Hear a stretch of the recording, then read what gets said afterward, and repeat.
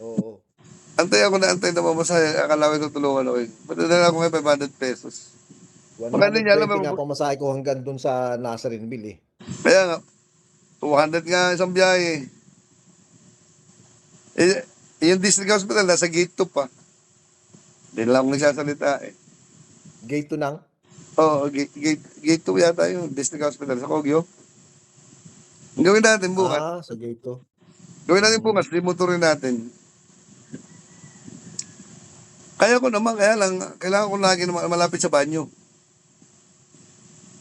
Ay, pagka uminom ka nung ibinibigay ko, hindi ka pwede nag-aalis. Hindi, Uminom ako eh, sa bagay, bandang hapon pa ako na laging nadudumi. hindi, ibig sabihin, madali naman yun. Pagkatapos, saglit lang naman tayo dun eh. At saka may banyo dun. At saka hindi naman, yun naman ay napipiit, hindi yung hindi mo na kayang piitin. Kaya nga eh, kailangan ko nga kasi yung ang dumi ko naman, ayaw lumabas. Binili ko yun sa Japan. Hirap Hindi ko eh. nagagamit. Pero uminom ako nung isang araw para nung ko lang yun ininom eh. Kasi merong member doon na, Pastor, tulungan mo Gusto to, ko nga sana pang-detox. kunin kasi hindi talaga ako madumi. Wait, pagkapagkapiras, pag dinudukot ko, hindi ko na kaya dukot. Pakiramdam ko, nagsaranapit ko eh. Yun, Dalawa inom nun. Ay hindi, pwedeng isa sa hapon. kaya nga, Pero ininom ko dalawa eh. sabi ko, kung tuloy ng meeting, sasaglitin ko sana eh. Kaso, kaya ako nangingi naman ng pamasahe, pastor. Hindi ko naman kaya magmotor ng ganun. Pero may mga time na okay naman ako eh. Kaya lang, talagang pagkahanap po ako sa ano. Paano mangyayari sa 500? Pamasahe lang yan. Kaya nga, pabalik-balik, pamasahe. Yun lang, ganun lang. Paano ka ba kagamot? Kaya nga. Ngayon, ang gagawin ko ngayon, pastor, tatawag ako sa LTO. Tatawag ako sa Mark Lloyd o sa John Lloyd. I-advance notice ko na yung lakad natin bukas. O kaya kung gusto mo, pero huwag ganun lumakad Mga ng anong isa. oras kaya bukas? Ha? Alas Mga 8, anong punta oras kaya? tayo. Alas Alas 8. 8? Oo. Para O alas, sige, alas 10. pupuntahan kita dyan bukas alas 8. Sige. Para alas 10, nakabalik na tayo. Kauwi na tayo. Oo. Pero tatawag muna ako ngayon. Tatanungin ko yung sinasabi mo. Kung anong kailangan natin dalhin. Inuubo ako eh. Kumain ako nung salad eh. Malamig. Kaya nga. Hindi ako pwede nun ng mga may yelo eh. Ang hirap na nagkakaedad, ano? Oo. Hirap. Basta pag may yelo, sa una okay pa. Pag umulit pa ako mamaya, ano ba, mamaya, wala na. Wala na Diretso na akong yung problema doon sa ihi, pastor eh. Wala nang sakit eh, wala nang kirot eh. Okay na eh. Yung dumi ko naman ngayon, hindi ko naman masabing constipation to. Dinuduko to eh. yung parang sa constipation yon yung pang-detox ng kulon. Oo, yun nga. Pero, Yun nga kaya nga pero gusto ko makuha. nakakatulong. Kaya nga gusto ko makuha. Pero kahit na ako'y gumaling sa ginagawa ko, kahit ako gumaling, kailangan ko pa rin ng doctor certificate eh. Oo nga. Nire-require kasi sa akin yan ng boss ko para makabalik sa trabaho. Doctor. Paano? Hindi na natin tutuloy yung motor mo. Okay ka na muna. Hindi, i-relax na lang muna natin. Pero pagka talaga kailangan, bebenta ko talaga sa iyo yun. Oo, ako kasi alang-aling talaga akong kukunin yun kasi pagka nag-usap nga kami mag-ami, pag kinuha mo yun, wala na siyang gagamitin. Kaya nga, iniisip ko rin yung pastor eh. Makakaraos nga ako ngayon for the meantime. Pagkatapos naman yan, dusa naman ako pagpasok. Ang hirap ng biyahe. Kaya sumakay.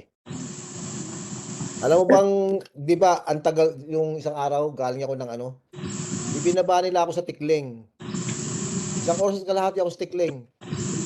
Bago ka nasakay. Oo, bago ako nasakay. At Gabi na, saka, dumating ang kami mahal doon naman may masahe. araw pa eh. Kasi Ha? pastor, simula sa Antipolo, hanggang doon sa LTO Taytay, 3 sakay eh. Ay, ganon. 2 sakay. 2 sakay, pero pang mahal sa tricycle, 120. Ay, okay lang ako, basta ako'y makakarating. Ang mahal nga nung yung joyride ko simula Cubao hanggang sa Parkway, Oh, 200. 100 yun. Ha? Dandaan yun. Ang joyride. 200 nga. Oo. 195, di ko na kinuha yung sukli kasi Huwag liliwang talaga piso. ng helmet bukas, pastor. Hindi, wag na, meron dito. Meron ako extra. 2 helmet Eh, ko eh. May helmet dito pero ginagamit ni Dan kasi yung kotse Medyo niya pinagawa. mga 8:30 tayo umalis para hindi ma-traffic pababa. Sige. Sige. Basta bago mag isang oras dapat andun tayo. Kailangan ko ng banyo. Oo. Hindi, wala ang biyahe ko naman sa mula rito hanggang doon, 25 minutes lang eh. O pwedeng dumaan 'di ba sa likod dito sa sa Then, ano, sa doon ako sa dumadaan Roque? sa loob ng kasi pag sinundan ko yung highway na simula sa Singer, pag ganun, yung highway, malayo. Oo. Kaya kumakat ako sa Tiangge. Tinutumbok ko yung loob ng Manila labas ako sa kabilang gate. Hmm.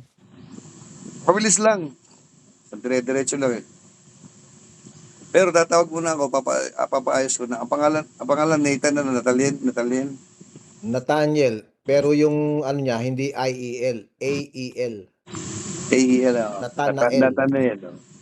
Nathanael. Ipapaano ko kay Mark Lloyd. Papaayos ko. O sige, lakaran natin bukas. Kaya ko naman eh. Tapos pagdating, tsaka ako pumunta ng district.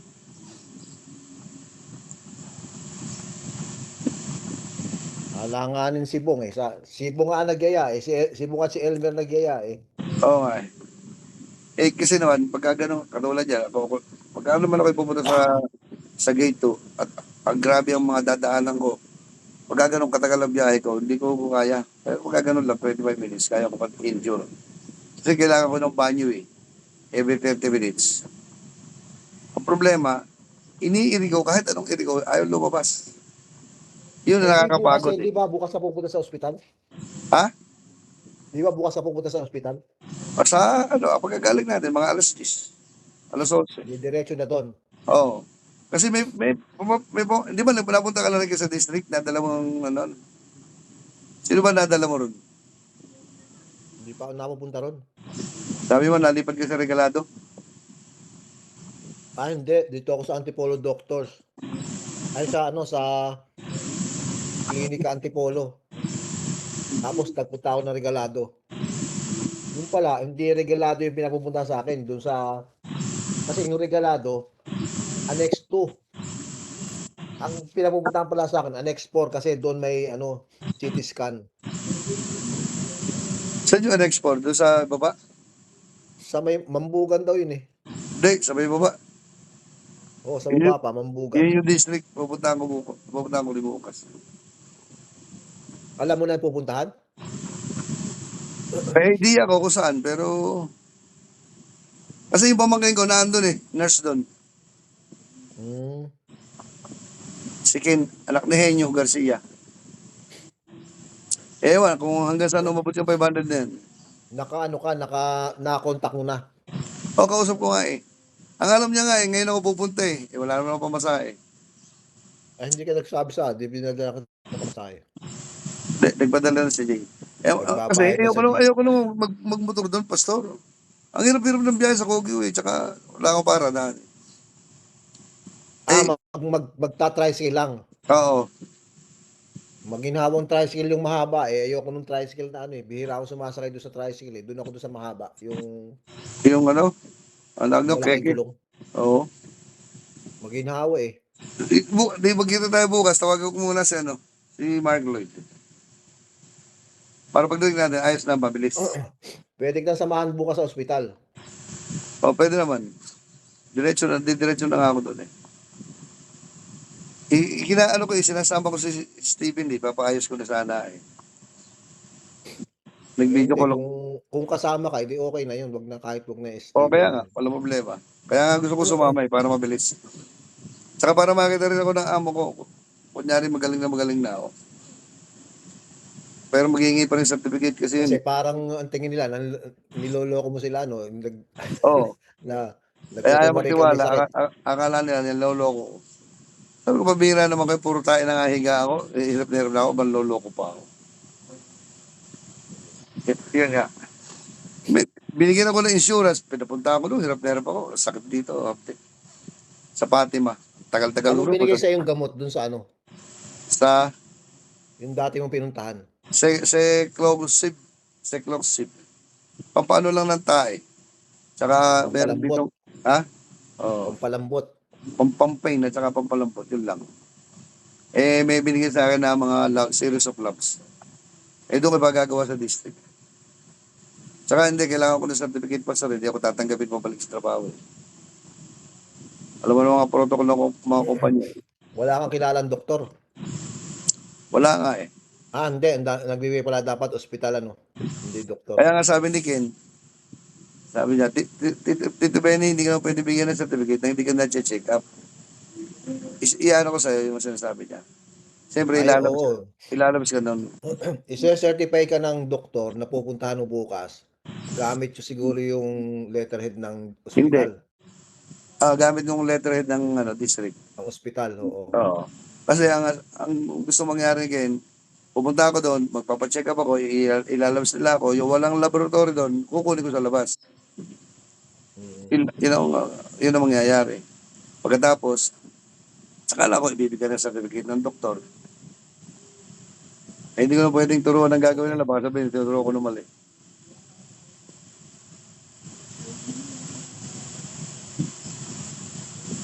Dala mo yung authorization ni Nathan. Pinadala kay Dan. Ise-xerox na niya sana. Sabi ko, teka muna. Naantay ko pa si Pastor Benny. Ipaserox mo yung mga saka yung resibo. Dapat may yung resibo na pagbayaran. Ay, pati yan, hindi ko alam eh. Eh, siyempre, Sabi ko nga mamaya. kung bayad na, kailangan natin i-present yung resibo, siyempre, di ba? Oo. Kailangan, no? Hindi ko alam kung ano yung pinadala ni Nathan eh. Kasi nasa talyer si Dan eh. Makita natin bukas, o kaya mamayang gabi. Bukas. Sabihin ko kay Kina, pumunta lang ako na bukas sa mga 11 o kaya 10:30 para may time gap. Gusto ko sana makabalik ng trabaho within this week kasi sayang yung aking outreach eh. Sa January 25, twice a month, Pastor, meron kaming outreach tuwing Sabado. Dalawang beses lang isang buwan. Ibig sabihin nag-o-open ang LTO ng mga malalaking discount doon sa mga mamamayan. Abot ng mga hanggang 250 estudyante namin doon. Ang lalaman ng klase ko 100. Ang bayad sa akin doon, simula alas 8 hanggang alas 2, 4,000. Kaya hindi ko pinalalampas yun. Twice a month yun. Doon kami kumikita eh. Buti kung makapasok ka na sa 25. Kaya nga eh. Kaya naghahapit ako nung certificate. Sabi ko. Kaya namang ano ko eh.